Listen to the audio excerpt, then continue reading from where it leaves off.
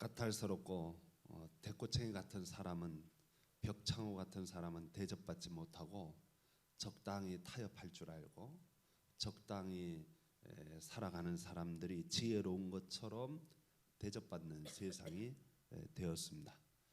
물론 세상을 살면서 우리가 모난 돌처럼 살기보다는 둥글게 살아가는 것이 더 멋져 보이는지 모릅니다. 그런데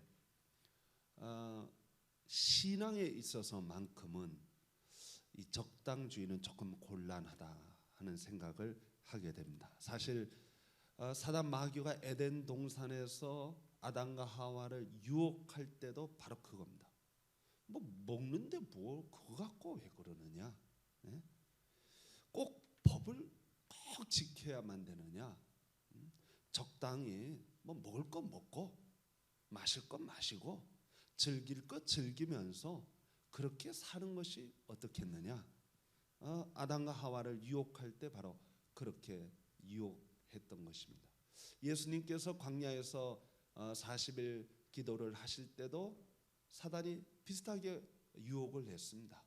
뭐 먹고 하면 어떻겠느냐? 적당히 살아야지. 꼭 목숨 내걸고 막 십자가 지는 길 막 그렇게 힘든 길 걸어갈 필요가 있겠느냐? 오늘날 이 시대도 마찬가지입니다. 많은 사람들이 넓은 길이 있는데 굳이 그 넓은 길 놔두고 좋은 길 놔두고 편안한 길 놔두고 왜 굳이 그렇게 좁은 길, 왜 그렇게 좁은 문으로, 왜 그렇게 가시밭길을 굳이 글로 가려고 하느냐? 그렇게 우리들에게 이야기하고 있습니다. 오늘 본문의 사건도 비슷합니다. 여러분, 오늘 여기 본문에 보면 모세를 통하여 제 네 번째 재앙, 파리 재앙이 임합니다. 이 파리 재앙이 임했을 때 바로가 하나님의 권세를 인정하지 않을 수가 없었습니다. 왜냐하면 파리 때가 애굽 사람들이 사는 데만 있고 이스라엘 백성들이 사는 고센 땅에는 파리 때가 없으니까 그렇게 구별하여 놓으니까 그들이 바로가 하나님의 권세를 인정하지 않을 수 없습니다. 그러면서 바로와 모세와 아론을 불러다가 이야기를 합니다. 야, 그래 좋다. 내가 양보할게. 너희들이 하나님 섬겨. 하나님 그렇게 섬기고 싶으면 섬겨. 좋아, 양보할게. 근데 어디서 섬기냐? 여기서 섬겨라. 이게 사단과 마귀는 항상 이런 타협책을 잘 내놓습니다. 오늘 바로로서는 굉장히 큰맘 먹고 내놓는 타협책이에요. 내 100번 양보할게. 왜냐하면 여러분 애굽에서 신은 누구냐면 바로밖에 없습니다. 바로가 신이에요. 자기가 신이에요. 근데 자기가 이스라엘 백성들에게 양보하는 거예요. 야, 그래? 너희들 나 안 섬겨도 좋아. 하나님 섬겨. 이만하면 됐지. 이만하면 내가 충분히 양보한 거 아니야? 그렇게 이야기하는 것입니다. 굉장히 많은 양보를 한 것처럼 보입니다. 우리가 신앙생활 할 때 이런 타협책에 우리가 마음이 흔들릴 때가 종종 있다는 거예요. 뭐 불신 남편이 그러잖아요. 교회 나가는 거 나 반대는 안 해. 교회 나가.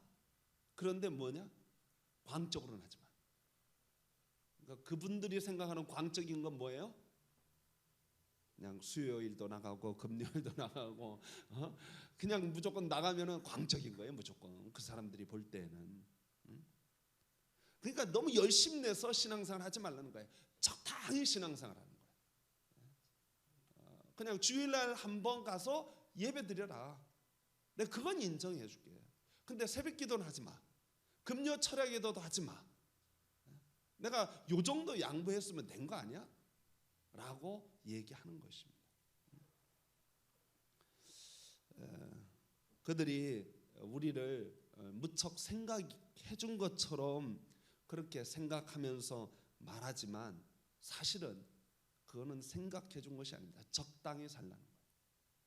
뭐 신입사원들이 회사에 처음 나가면 항상 그런 말 하잖아요. 야, 술 먹어 마셔. 야, 괜찮아. 야, 그러면서 하는 거야. 혼자 뭐 잘난 척, 도도한 척, 고고한 척 그거 안 돼. 그럼 너 세상에서 적응 못 해. 그래서 그냥 적당히 살아. 그래서 많은 그리스도인들이 한 발은 하나님에게, 한 발은 세상에.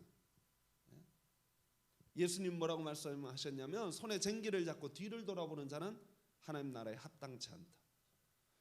뭐 저는 쟁기를 잡아본 적이 없지만 쟁기를 잡으면 앞에 목적지를 이렇게 표대를 탁 정해놓고 거기를 정확하게 보고 가지 않으면 빼뚤빼뚤 이렇게 하는데, 더군다나 뒤를 보고 가면 어떻게 되겠어요? 완전히 엉망진창이 되는 거죠. 그거는 손에 쟁기를 잡고 뒤를 돌아보는 것과 같다. 우리 주님 뭐라고 말씀하셨냐면 나더러 주여 주여 하는 자마다 다 천국에 가는 것이 아니다. 굉장히 무서운 말이에요.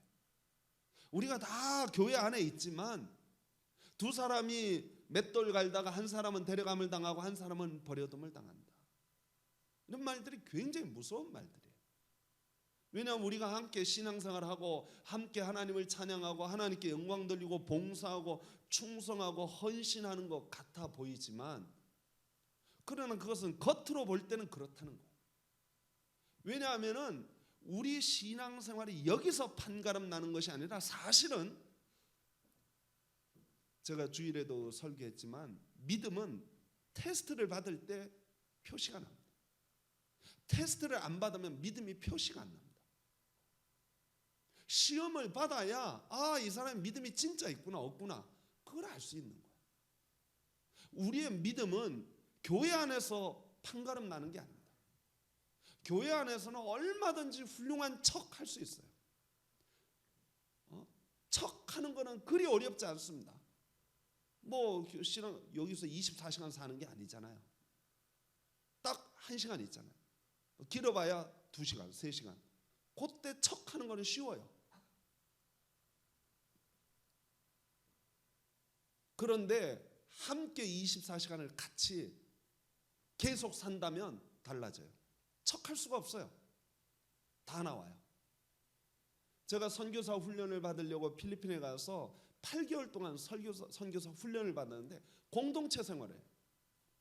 한 집에 40명이 같이 사는 거예요. 처음에 모였을 때 40명이 처음에 모였을 때 다 선교사 되겠다고 온 사람들이니까 뭐 믿음 대단하죠. 뭐. 목사님들도 많고 선교단체 간사들도 있고 아마 훌륭한 분들로 가득 찼어요. 거기 전부 다 성경에 뛰어난 분들이고 신앙생활 중에 교회에서 신앙생활하는 사람들 중에 최고로 자기들 나름대로는 자부하는 사람들이 다 모였어요. 처음에는 서로들 막 반갑게 인사하고 막 그래요. 한 달만 지나면 다 왼수가 돼요. 다 왼수가 돼요. 거기서 방 하나씩 받아가지고 다 사는데 원수가 돼요. 다 드러나요. 모습이 다 드러난단 말이죠. 거기는 척할 수가 없어요. 뭐 8개월 동안 어떻게 척을 해요? 천사인 척할 수가 없어요. 여러분, 우리 신앙생활이 교회에서 하는 것이 전부인 줄 생각하면 큰일 납니다. 우리의 신앙은 어디서 드러나냐면 척하지 못하는 곳에서 드러납니다. 하나님은 거기서 봅니다. 어디냐? 세상이에요. 여러분들이 살아가고 있는 세상에서 하나님은 여러분의 신앙을 보고 있습니다. 여러분의 신앙이 어떻게 나타나느냐, 표시되느냐, 그걸 보고 있다는 거예요.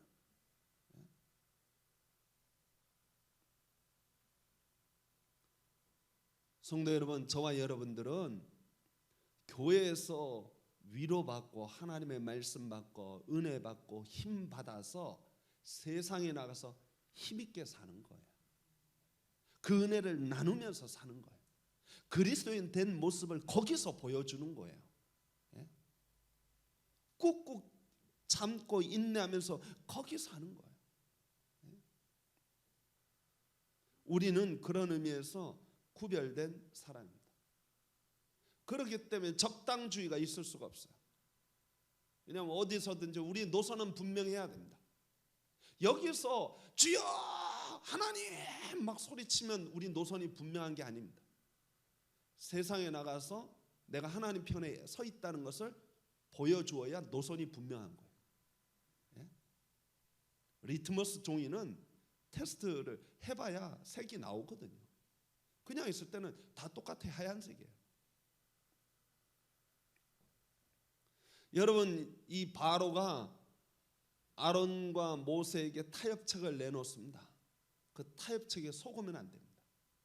적당주의에 속으면 안 됩니다. 그러면 내색이 없어져요. 여러분, 애굽이라는 곳은 항상 이스라엘 나라는 여러분 이 지정학적으로 살펴보면 이스라엘 나라는 호리병처럼 이렇게 길게 짝대기처럼 이렇게 생겼어요. 밑에 애굽이라는 어마어마한 나라가 있습니다. 초강대국이에요. 위에는 바벨론이라는 어마어마한 나라가 있습니다. 이 두 나라가 서로 통하는 교통로가 바로 이스라엘 나라입니다. 근데 이스라엘 나라가 어디에 더 가깝냐면 바벨론에 더 가까운 것이 아니라 애굽에 더 가까워요. 그러니까 애굽이 바벨론이라는 큰 나라하고 싸울 때는 항상 가운데서 싸우니까 중가운데 전쟁터가 항상 이스라엘 나라가 되는 거예요. 그리고 이스라엘 나라가 애굽에 더 가깝다 보니까 이스라엘 나라는 자연히 어디에 더 친근하게 바벨론이 공격해 오면 항상 애굽에 붙어버려요. 이스라엘 나라가 애굽에 붙어서 애굽 강대국에게 좀 도와달라. 그러면 애굽으로서는 완충지대가 없어지면 바로 애굽으로 들어오니까 애굽은 반드시 이스라엘 나라를 지켜주는 쪽으로 갑니다. 바벨론이 내려오면 올라가요. 안 내려오면 그냥 내버려두고, 양쪽에서 서로 전쟁이 없으면 이스라엘 나라는 평온하고, 바벨론이 내려오면 북쪽에서 내려오면 애굽이 올라가서 전쟁을 하니까 항상 여기가 시끄러워져요. 그래서 이스라엘 나라는 꼭 애굽을 기대합니다. 마치 우리나라가 미국하고 중국 사이에서 껴가지고 어디에 기댈까? 우리는 미국 쪽에 기대해야 되겠다. 전통적인 맹방이니까 그쪽에 기대해야 되겠다. 우리 민족이 약하니까 그런 생각을 하는 것처럼 이스라엘 나라가 그런 생각을 하는 거예요. 애굽과 적당히 타협하고 사는 거예요. 이스라엘 백성들이 나중에 이 출애굽기가 여러분들 보시면은 출애굽기가 물론 출애굽할 당시의 이야기를 기록했지만 이 출애굽기를 읽는 백성들은 이스라엘 역사를 통하여 계속 그 사람들이 출애굽기를 읽거든요. 읽으면서 느끼는 게 뭐냐면 애굽에 기대지 말자는 거예요.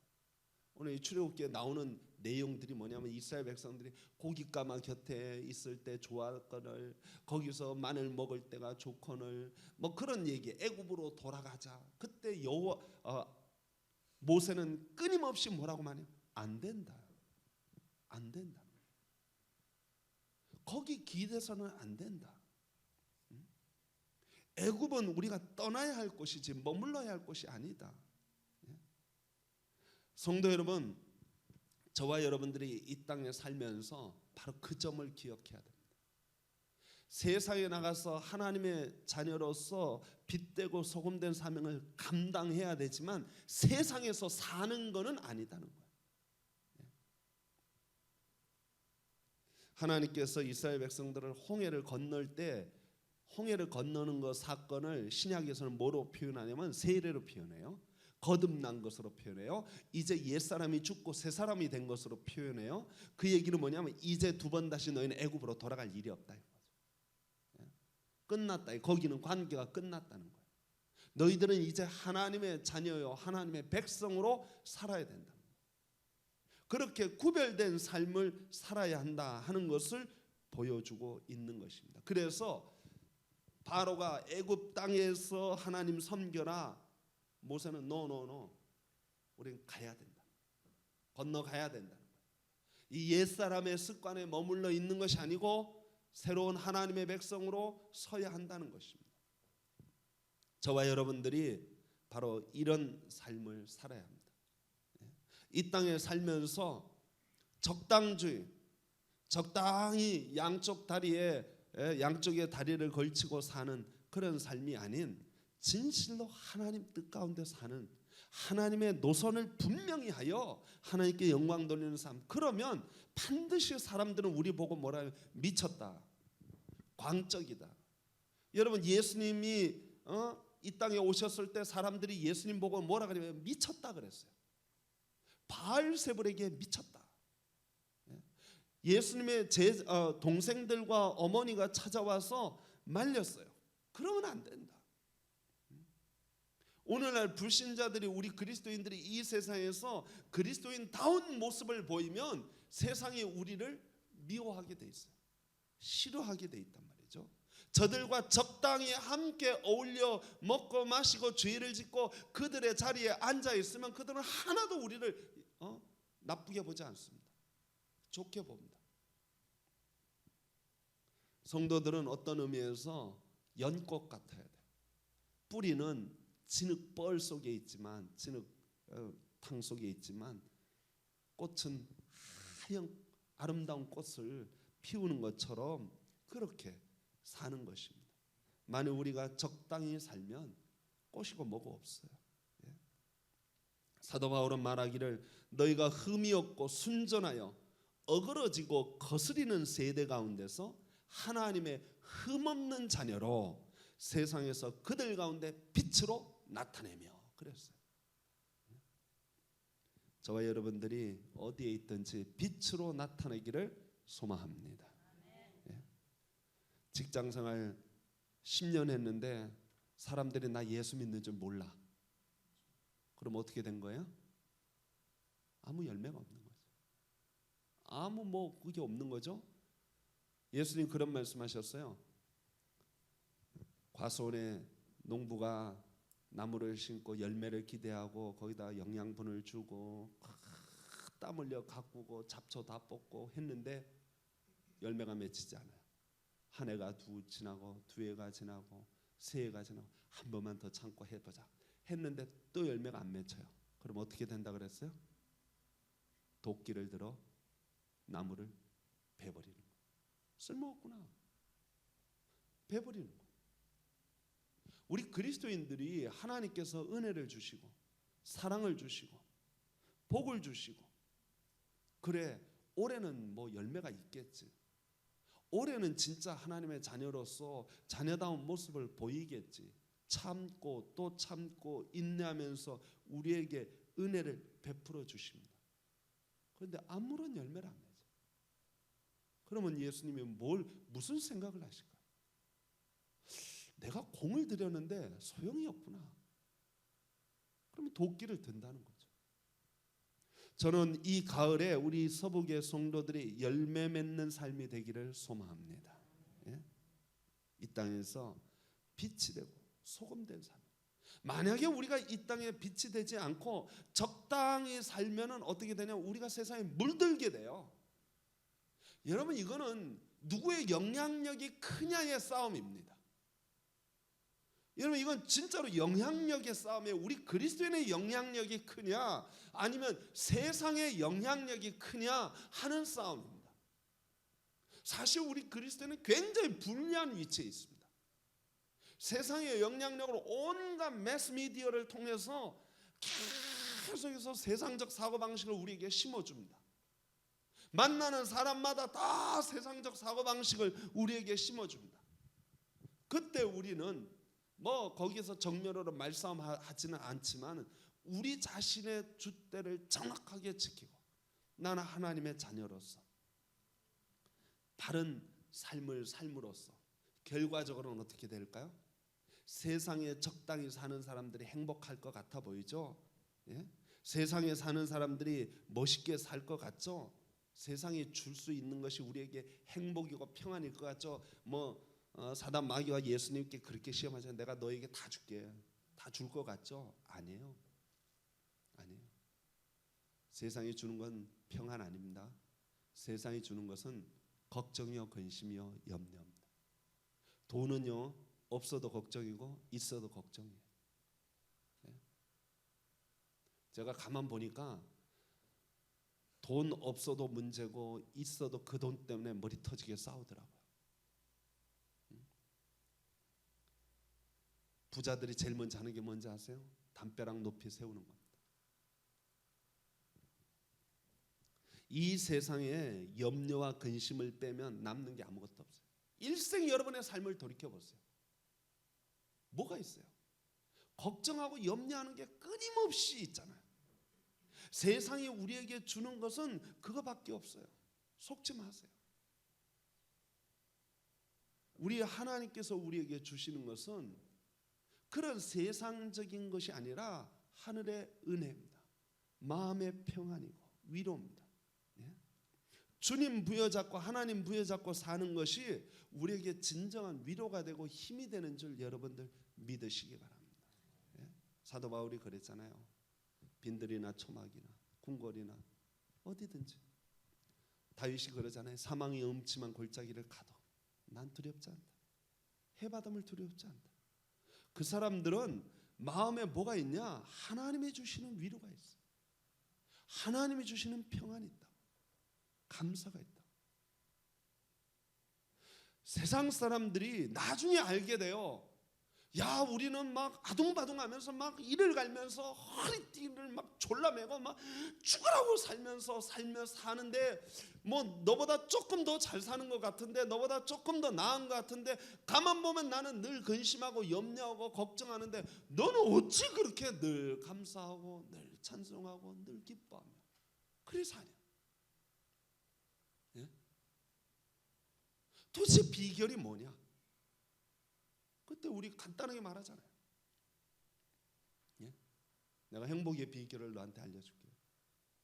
축복의 비결을 알려줄게. 정말 평안의 비결을 알려줄게.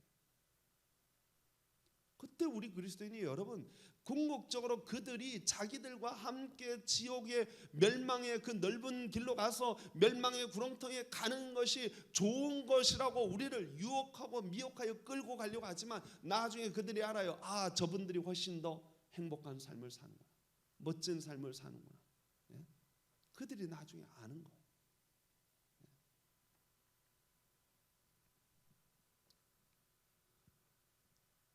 성도 여러분, 우리 모든 성도들이 하나님의 은혜 가운데 사는 것이 얼마나 귀하고 소중한지를 알아서 그 뜻을 부여잡고 사는 것이 가장 복된 줄 알아요. 미국 코넬 대학에서 실험을 했어요. 개구리를 놓고 수조에 놓고 물을 살살 데우는 거예요. 냉온 동물이기 때문에 당장 뜨거운 물이면 튀어나갈 텐데 그 개구리가 물이 점점 조금씩 열을 가하니까 아무 저항을 하지 않고 익어 죽었어요. 사단이 우리에게 하는 것이 바로 그겁니다. 오늘 여기 바로가 뭐라고 말합니까? 애굽에서 예배드려라. 그러니까 모세가 애굽에서 예배드리면 애굽 사람들이 다 싫어하니까 우리에게 돌로 치지 않겠습니까? 그랬더니 28절에 뭐라고 말하냐면 좋아. 그럼 내가 또 한 번 양보하지. 어디까지? 광야 가는데 멀리는 가지 마라.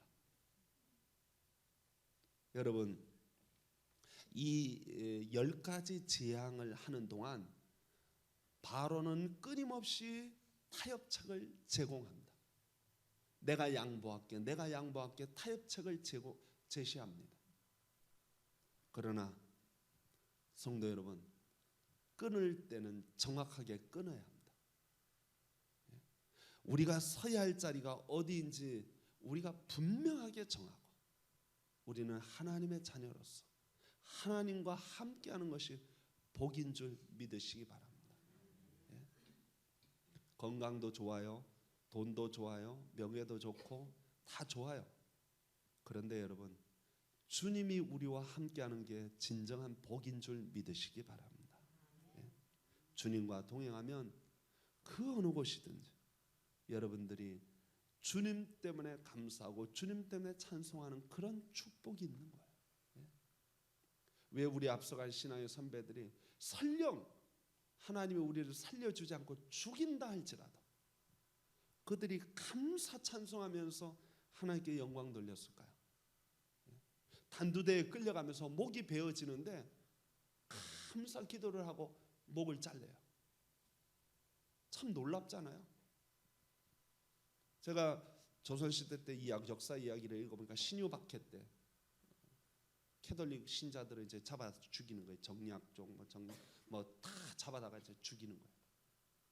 이 여러분 줄이 트는 거 어떤 건지 아세요? 줄이를 틀면요 허벅지 다리 뼈가 부러집니다. 탁 틀면 예? 이게 부러져요 이게. 그리고 여기를 딱 치면요 엉덩이 뼈가 다 튀어나옵니다. 그 정도입니다. 어마어마하게 고문을 가하는데 크리스천들이요 거기서 감사해요. 찬송해요. 이 치는 사람들이 오히려 이상한 거예요. 저놈들이 독종이구나 그러면 예? 나중에는요 그들이 기가 질려요. 그런데 기쁨으로 거기를 나가요. 죽음의 자리에. 뭐 그건 캐톨릭뿐만 우리 개신교도 마찬가지예요. 그들이 그 어떤 것보다도 가장 소중하게 여겼던 것이 바로 하나님에 대한 신앙과 믿음이었습니다. 저는 요즘 우리 시대에는 순교는 없어요. 순교는 없습니다. 아무리 남편이 핍박을 해도 순교까지는 안 갑니다. 그런데 여러분, 그런데 오늘날 우리 그리스도인들이 너무 쉽게 타협해요. 너무 쉽게 적당주의로 살아요. 저와 여러분들이 앞서간 신앙의 선배들 다시 한번 생각하면서 믿음으로 살아 승리하는 그리고 복받는 진정한 축복이 무엇인지 깨닫는 우리 서북의 성도들 되기를 간절히 축원합니다. 기도하겠습니다. 하나님 감사합니다. 은혜 베푸시고 복 주셔서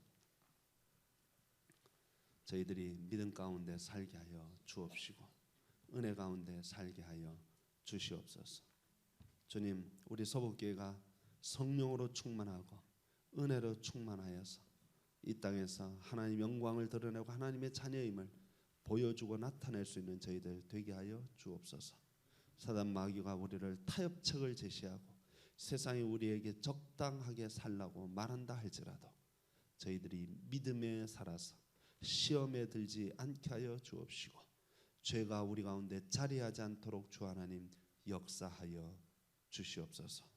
주님, 저희들이 믿음 안에서 든든히 서서 그리스도를 모든 일이 다 하나님의 뜻 가운데 이루어지는 일이 되게 하여 주옵시고 악한 자들의 공격에서 저희들이 결코 넘어지지 않게 하여 주옵소서.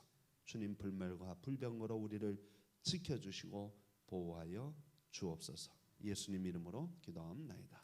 아멘.